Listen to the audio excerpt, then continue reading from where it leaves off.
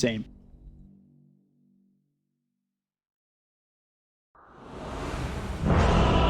What I'm thinking right now is Amazon and Agi carry, and I hit my I hit my prediction. Oh yeah. Yeah, don't give that website out too much because I'm getting towards the top. My last 2 predictions have been right. I just need them to tip each other. So if they're listening, you guys, come on. For battle. It's looking spicy. Thank you very much. I'm going LGD, by the way. That was hot. I have this sense that I just don't have to think about it. I could just say LGD. Thinking is like not my forte. I mean, they have a save inside the Chronosphere, but they also have a save for Legion Commander Duel. Ooh. It's just, I think they can play around it. Like, they have so much stun, they have control, EP plus Faceless Void. This combo has been in Dota for a very long time. It's a pretty disgusting combo. I miss the days of AA Void. You just miss AA with anything. You need to start playing different heroes. It still hasn't changed. Week 1 of season 1, you guys were telling me the same thing. Although I do want to try that Skywrath mid. That sounds fun. I'll give it a look and then tell you guys how it goes. So maybe somebody gets caught out of position here where they'll tip each other. Trying for those tips. JT. The battle begins. Trying to get in, possibly steal a rune, but it's just gonna be 2 for 2. 2 bounty runes apiece. No tips. So we'll see how this goes. Fly.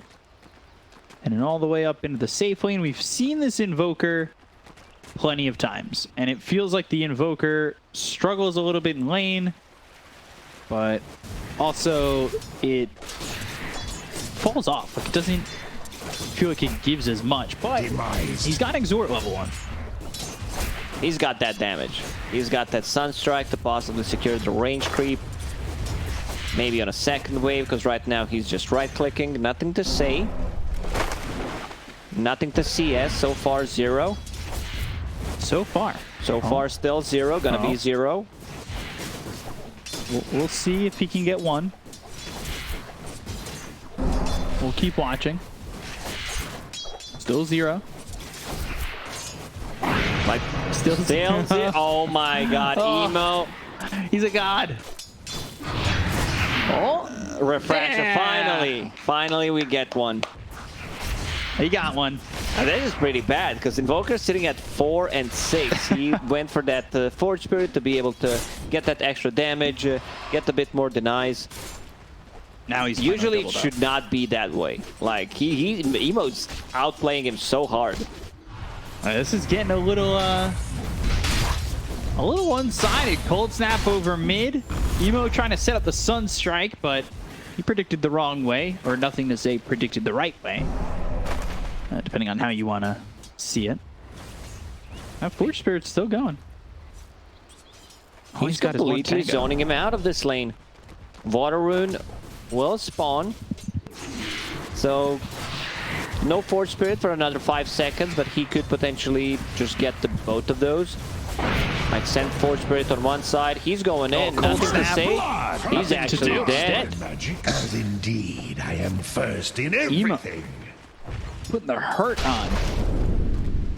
I want to see some extra mana regeneration on this Invoker. I see that he has gloves queued up, bringing Mango, bringing a Clarity. We'll pick up the Water Rune. Take a sip of that unbranded Water Rune. It's branded as H2O. H2O. I feel like that's an available sponsor slot.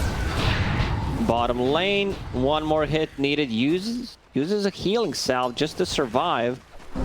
Not sure it's worth it. Like, so he needs to deny himself. Okay, that never really seems worth it. I don't think it's worth it. We see it a lot, like these last-second salves, and you don't get the TP from this, from denying. So that's a big thing. You need to invest another 100 gold. Use that first TP that you get for free. Or die again. Or die, yeah. Guess it depends. Me, I'm always stocked up on the TPs. You're a prepper. No, I die a lot. I don't prepare. Prepare to, you know, for the late game. Have those DPs ready. You buy a refresher, DP back. Potentially. Ooh. So nothing to say, 12 CS, while Emo's sitting at 16 and 1. Pretty sure it should not go that way. Emo just single-handedly, alone, winning the mid lane after picking up the gloves. Now has the boots of speed and another clarity coming up to him. And over, Forge Spirit just trying to mess with nothing to say. We'll fill up that water rune, and over in the top lane, Jin-Q trying to run. Body blocks from Faith Beyond are well placed. Also gets that salve off and gets a good duration out of it. It's not just that salve to death. This is a very strong lane. From PSG.LGD, we can see 21 CS on Legion Commander. Lina as a position 4 just feels really good right now. The extra 2 seconds on Fiery Soul makes a lot of difference. She deals the right-click damage. There is press the attack available. Look at that attack speed. Fly taking a lot of damage up He towards should die. top. Ollie should die. Ollie might be dead here. Fairy Fire, Dragon Slave. Oh, he's playing Ring Around the Rosie. But eventually Faith Beyond will get the kill. I don't even think 5-5 feels comfortable going in on this. He has no HP. Oracle will need to bring a healing salve. Just burning the raindrops on Ursa at the moment. 5 minutes into the game, just 1-1. CS being led by IG. Let's see if he can cancel the salve. But nah, he's gonna go for full instead. While Dire's Ursa is turret regioning. has been killed. Losing that courier, and now time dilation, anchor smash, a couple right clicks coming through from Ame. No bashes. It's all the same to me. Tornado over mid. Paka's in here. Earth Spike, Meteor, damage on him.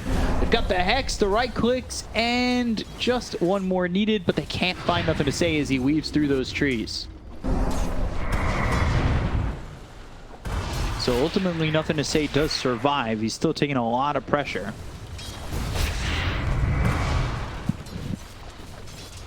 But he's recovered in terms of CS. 30 and 6. A lot of those are jungle creeps. Mid lane, bottle will be refilled. Gold for my foe. With the water runes coming out, I'm a little surprised they didn't nerf the TP bottle refill. How'd you nerf it? Also give it 2 out of 3 charges? Or Same just thing they did. not have it happen at all. My thanks. Ooh. Money to burn. Nah, I'm just thinking. I don't think it's too strong. It's a very cool aspect that we have in the game. Jin-Q still chasing. Tranquil Boots. Vendlace 375. Like Lina has... Oh, they'll get a courier though. If they... Oh, no they won't. Okay. Courier very sneaky. Went My behind courier those would trees. probably go inside the pit, get killed by Roshan. Here to deliver your items. Wrong customer. Roche. Bottom lane, Faceless Void getting closer to level 6. JT also free farming on his Night Hunter. No surprise there, you know, playing into Faceless Void.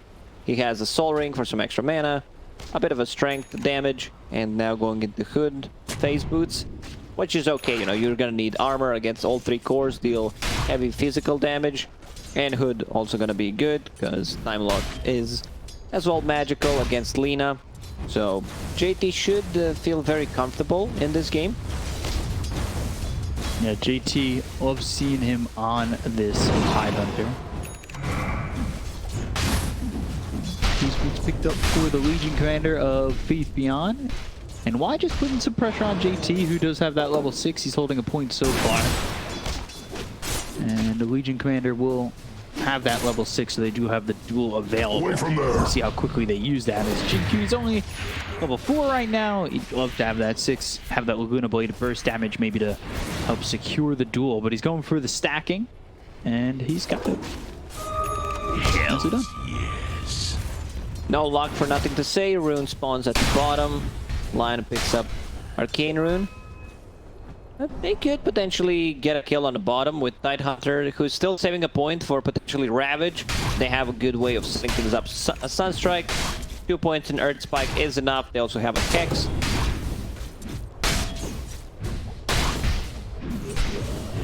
Man, just standing right here next to JT.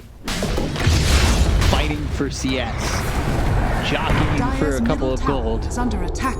We've got the sweep on the 2. Not really going to be much follow-up to it. It's more, I would say, to let Ame get all the way back to lane. And Fly, he's looking for a kill top. They'll bring Jinkyu over. Faith Beyond, he's in some trouble.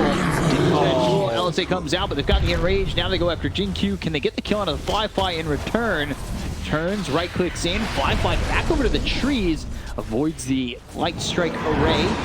And Fly again, just trying to juke, trying to jive. Maybe even get a kill on a JQ. Oh, he does! What a play from Fly there. And Fate Beyond, he recognizes what he's done. Like, the way he cuts down the tree, uses the Earth Shock to dodge the stun at the critical moment, and then gets a kill, wraps around. I was like, he's using overpower. He's gonna go in. Most important part, he tipped him. Gave him the tip. Prediction correct. Sunstrike on to Y. Just a little bit out of range. Chrono, he's going to survive. Anyway, in the sweep after this, they got the LSA, the damage on Takaka as well as JT. They got him and he ravaged. He actually gets Y. Y was, you know, staying in the XP range. Like, I wanted some of that. And is under attack. Tidehunter in the end dies, which is good for PSG.LGD. Faceless Void also surviving. Faceless Void going into Diffusal Blade. Is under attack. Interesting. We've seen Ursa going for Diffusal in the previous game. This time around, Fly might go for the same build, considering that he has a Morbid Mask, so he can upgrade that. The Satanic later on. Hex, right clicks, the damage, no Chrono, Sunstrike down. That will kill off Ame. 3 heroes brought down there to get that kill, plus the 4th included from a distance with the Sunstrike. A lot of heroes at the bottom, and now they're starting to put some pressure on the mid with the catapult. Refraction maxed out. Fate Beyond, he gets a kill, he gets the dual damage. Like, they should beat a tower. Let's see if Emo can deny it. No, he can't. Jinkyu gets blasted. Templar Assassin will have Desolator 11 minutes in. Top tower is under attack. Which is still a good timing, staying at the top of the network. It's a good feeling. And what I've noticed is a good amount of the time, too, we see Blink Dagger first on these TAs. So nothing to say doing it a little bit different going for the Deso. I think it's just players, what they think is better. Right. Like, this has been always, like, TA. Sometimes you've seen like a Dragon Lance, but in 99% of the time, it's either a Blink Dagger or a Deso. Guess later. Guess see you later. And right off that, they go to the smoke. Tower has fallen. 3-man smoke. They do have dual available in Roche. Yeah, they have enough minus armor with the medallion.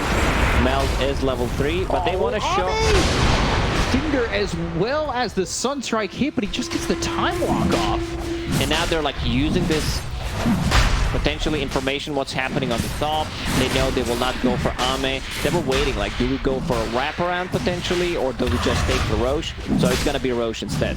Yeah, they can't fight. They don't have Finger. They just wanted to see where the heroes are, so they shot at the top lane. Inside the pit, 12 minutes in, they took the Roshan. This first Roshan is not that big of a deal. It's some decent gold, nothing too fancy, but it's about that second Roshan. And stealing away Roshan from Ursa lineup is gonna be great. That second Rosh is what everyone will aim for. Yeah, big Rosh potential. I think the early Rosh means that Rosh is gonna be holding a shard early on into the game too. Templar Assassin Shard is a really good one. The long duration silence, 3.5 when it's max. Like, you can just find, let's say you find Oracle in the backlines with it. He's sitting on a trap. Pretty much a dead hero. No false promise, nothing to give, nothing to say. We have not used it, that one. Enough. Enough. Yeah, well, I gotta keep Radiant's top tower is under attack. doing it. Faith Beyond. Going for the Solar Crest. Maybe I'm not having a good read on these Invoker items. I've seen it other Invokers also building it, like Hand of Midas, it's fine. You know, you want to max out your balls, Exort, Quas, and Vex. But then I see a Blink Dagger, I see a Witchblade. Is that really a thing? Ooh, Chrono. Coming through under the Invoker, and they should have this kill with the Laguna Blade. They do. Ame getting credit. A little bit of revenge there. Yeah, so isn't there a better item that they can go? That's just my question. I've seen it today already. It didn't look too good. What would you go, though? I'm just thinking, you know, what's better? They don't have the best setup. I think they put themselves in a bad spot trying to steal Invoker, because pretty sure PSG.LGD would take this Invoker with Faceless Void, with Lina. Orchid, like it gets purged X. Right clicks or Spike Sunstrike with the finger. Ami ain't getting out of that one. Like, you gotta get something. Yule Scepter just doesn't feel good at all. It just feels like the Invoker isn't that strong at the moment. The double comes up early. Earth Splitter comes in. Ali, though, as much as he got the false promise, the right click's coming in for nothing to say or enough to get the kill onto the Oracle to look over, and they have the damage to kill. One more hit. One more shot, but they've got the Hex from Kaka. So that keeps JT alive. Faith Beyond looking at the Nemo. With JT still alive here, that means they've got the Anchor Smash. They have the damage. They'll get the kill on a Faith Beyond. They'll end up trading 1 for 1. I say that. Dire's top tower is under attack.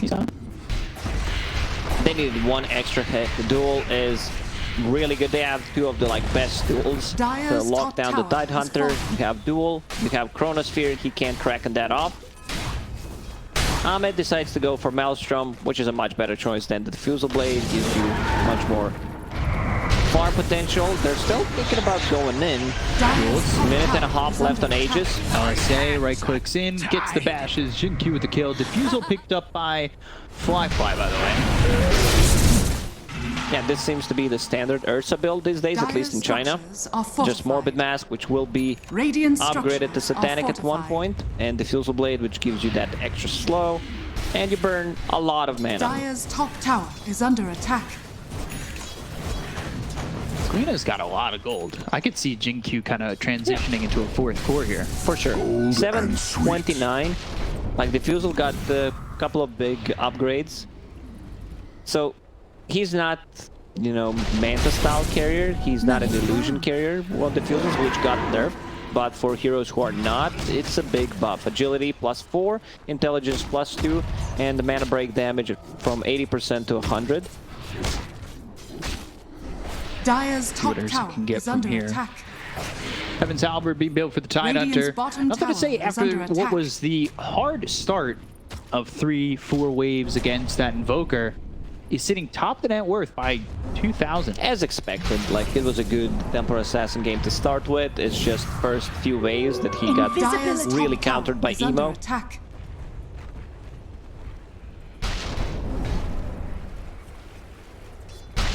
Radiant are scanning. Radiant's middle tower is 3 under minutes attack. until that Roche is back up, because that means the Aegis is expired. It wasn't a big one, but they did up their lead to 3K. It allowed them to play aggressive on the top lane. Like, Tide Hunter was not using the Ravage on Templar Assassin because she was holding the Aegis. There's going to be a lot of minus armor. ET, once the aura is maxed out, is going to take Dire's top tower away is all under your attack. Base armor, Radiant's Solar Crest on middle top of tower it, is under Deso, attack. Mel. You can try to do the math, but it's gonna, you're not gonna, okay, because it's quite a lot. Like, I'll do it for you. All right, yeah. You know, Meld is 8, Desolator is 6, so that's minus 14. Solar Crest is 6, so that's out. minus 22. and you're gonna have probably 0 because of the Dire's natural top order. tower Okay. is under So attack. potentially sitting at minus 22 armor. Okay. Is there any more parts to that equation? Nah, that's all. That's all I wanted to say. So you have nothing more to say? Dire's top tower is under attack. Cool. Yeah, I think the math checks out. Blink Dagger picked up for the Lion. 2 Blink Daggers, 1 on Tidehunter, 1 on Lion. So right now they would love to take a fight. Use that Ravage. Next, Roche may respawn in minute and 40. So maybe they wait a bit. Let's see if they have a smoke. There is 1 smoke on Oracle.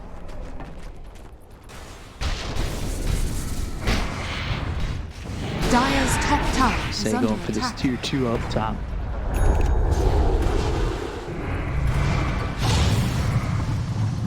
Fusel slowing down Y. Press the attacks there. That investment coming in handy. As shown by the fact that he couldn't catch up. Dire are scanning. Legion happened to be there, so Dire using a scan. They caught a Radiant's middle glimpse tower of is under Y. attack. But if they go on him, there is a potential turnaround, but they press the attack. And he's also using the Solar Crest on him just to keep him buffed. He's just the bait here. Dire's Yeah. top Because tower is Ame, he under knows. attack. Like, Ame was thinking about going back on the bottom lane, Dire's top tower has fallen. but he feels very secure. Meteor and the blink forward from Kaka landing the Earth Spike. No, the Use is there. They've got the Hex. They'll have the Finger Sunstrike misses the damage. Still more than enough for Emo to get the kill on a Jin-Q. It's just to get the information out, keeping the tier 1 tower alive on a mid lane, which is still very important. Tier 1 tower also alive, so if they need to buy back to contest the second Roche, they have somewhere to TP to. And also it gives a bit more time for Faithless Void to farm his next item. Finishing the Sanj, very tanky, holding on to the apple. Like he has a 2.3k HP when power treads are on strength. And now going into Yasha. Invisibility. Let's see what this Roche timer is going to be. Oh, it's a long one. Full duration.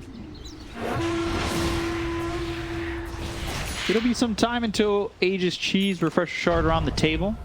BKB gets picked up by the TA, still standing top of the net worth. And it's Ags next for the Invoker. So Witchblade, Blink Dagger, Boots of Travel, Ags. Is this the build that finally works for an Invoker?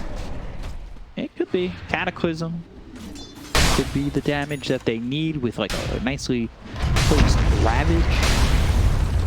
It's gonna be the damage out on a JT. Sorry to cut you off, but Nah, there's they a didn't chase have on the anything water. smart to say anyway. This is always the case, but they go in onto the TA. They got the sleep. They have the trap. Do they have it? Oh, He's gotta get out. Juke. And he blinks. He TP. Radiant's Just middle DP. tower Now I is feel under like I'm not the attack. smart one. I cut you off for no JT kill. stands for Juking Tidehunters. Yeah. He gets out of the trouble. Juking Templars. Could be.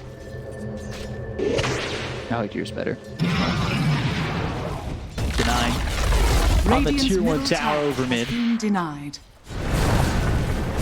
And, oh, Void caught again! Oh, the Time Walk, but they're with them, and they've got to blink the Chrono defensively. Zoning Chrono. Gotta love it. But the good thing is Roche will respawn in a minute and 10 seconds. So they need to stall for A minute. another minute, potentially. Because IG, they will want to contest Roche. They have the Ravage. They will have a Finger back online. Money changes hands. So that Roche means more than just surviving. Regeneration. Could be the difference here between the second Roche and not getting it. X out on the Void, and he's going to try and survive. Oh, that BKB. To press the attack. Yep. Now they've got the duel. They look over. They've caught JT. Ollie's He's not no close longer enough. juking. He ends up dead. They'll go after Ollie, and they've got themselves another kill. You came Two to big host kills this here, place. Chrono or not.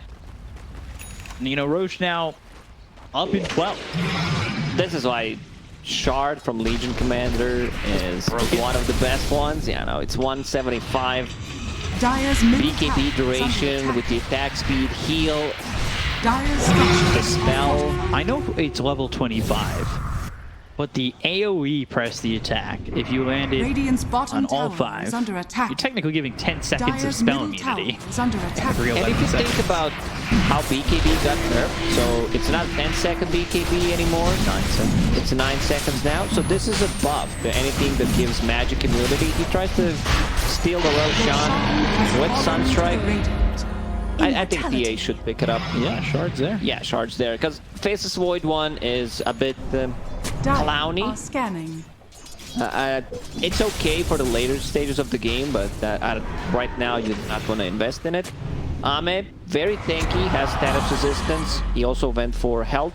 He went for the strength talent. So it makes a lot of sense. Like BKB Satanic, he wants to be annoying. They don't have that. They do have burst damage, but with potentially one press the attack, they could turn things around.